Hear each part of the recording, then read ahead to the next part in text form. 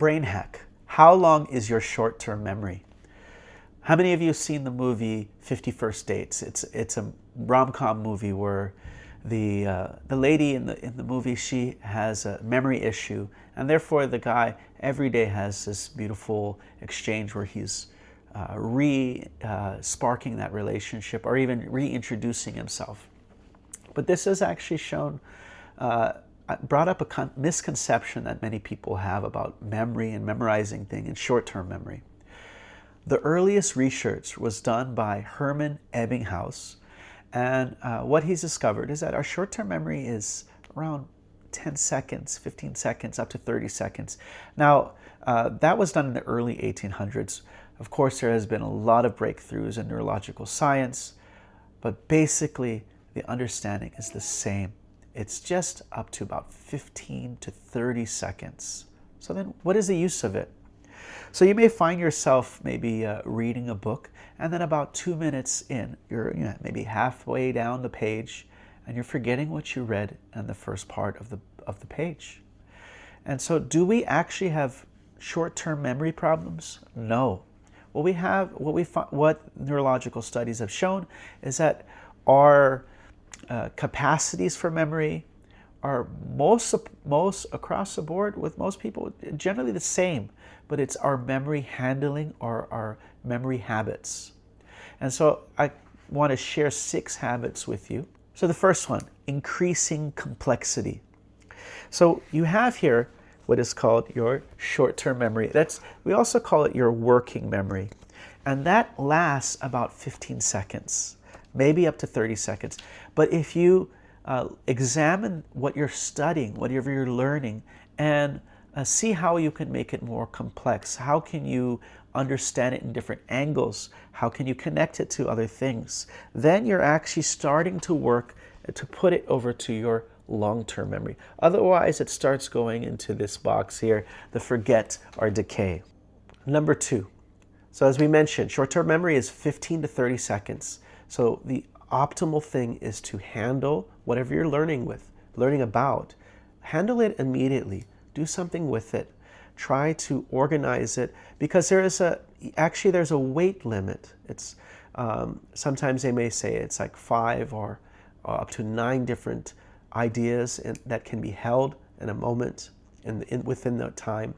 But it also depends on the weight of it. Like, for example, the idea of a dog might be very simple, but the idea of dharma, which is a complex subject, it might be a little bit more weighty. So like this, you can see how you can connect it to other things, and basically using lesson 1 and lesson 2 together.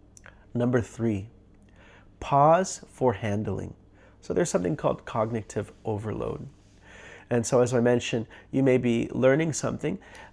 Recently I've been studying Sanskrit, and as I was going through chapter 20 of the Cambridge study of Sanskrit, I was finding myself, oh my God, what was it in chapter 5? It was hard to remember.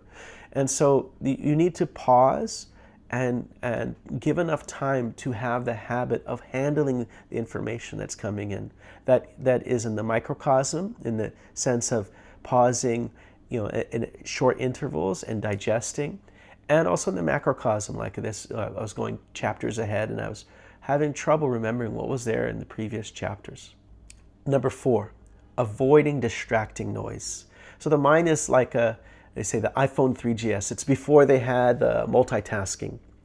And so we really keep, we can't have 2 different flows of consciousness going on in our head. It doesn't really work so well.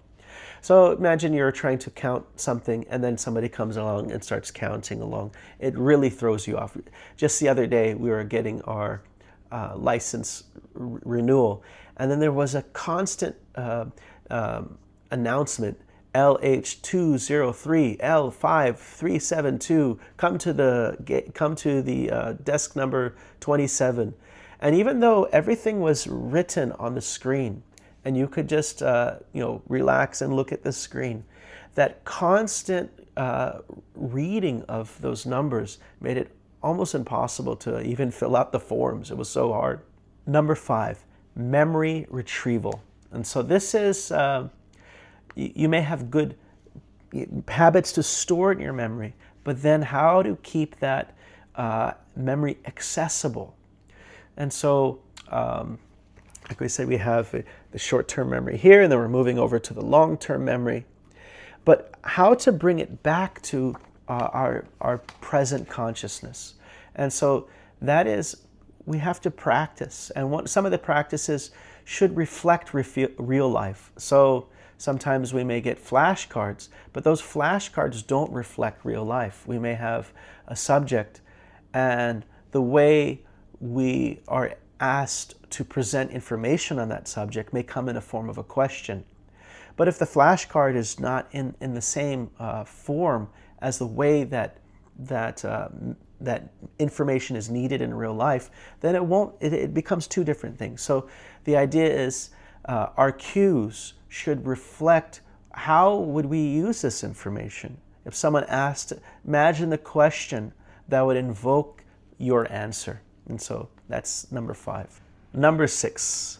So number 6 is offloading, cognitive offload. You should take notes, but how should you take notes? It's not that I take notes and I say STM is short-term memory. STM is short-term memory. Short-term memory is 15 seconds. Long-term memory is longer. It's not that I just simply have, but rather I can take, I have some information and I figure out how does it connect to each other. So your notes should reflect relationships, and once you have something simple, put it in a note. Then your consciousness, your mind can focus on the next subject, and that becomes simple. Then you put it onto another, add that to the note. So this way it's a cognitive offload. Om Tat Sat, thanks a lot. Look forward to seeing you in our memorization course and Sanskrit study. Hare Krishna.